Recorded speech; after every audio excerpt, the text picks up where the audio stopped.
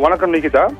திருப்பத்தூர் மாவட்டத்தை பொறுத்தவரையில் கடந்த சில தினங்களாகவே கனமழை பெய்து வருகிறது. குறிப்பாக வாணியம்பாடி ஆம்பூர் பகுதிகளிலே நேற்று பலத்த சூறை காற்றுடன் சுமார் பரவலாக 107 மில்லிமீட்டர் அளவிற்கு கனமழை பெய்தது. வாணியம்பாடி ஆம்பூர் பகுதியை பொறுத்தவரையில் விவசாயிகளுக்கு பெரிய நீராதாரமாக இருக்கக்கூடிய பாலாற்று தண்ணீர் தான் அவங்களுக்கு மிகப்பெரிய நீராதாரம் இருந்து வருகிறது.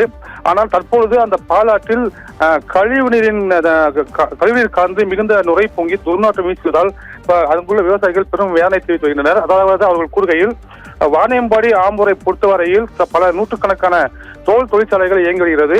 அந்த தோல் தொழிற்சாலைகளில் இருந்து வெளியிருக்கின்ற கழிவு நீரை பொது சுத்திகரிப்பு நிலையத்திற்கு அனுப்பி சுத்திகரிக்க வேண்டும், அதுதான் விதி. ஆனால் எந்த தோல் தொழிற்சாலை நிறுவனங்களும் கழிவு நீரை சுத்திகரிக்காமல் அப்படியே பாலாற்றில் கலந்து விடுவதால் அந்த பாலாற்றில் உள்ள கழிவுகள்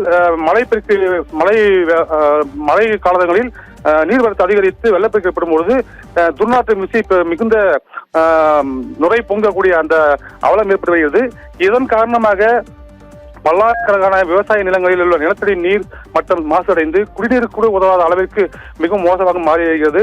மண்ணின் தரமும் மாசடைந்து விவசாயம் செய்ய முடியாத சூழ்நிலை ஏற்பட்டு வருகிறது.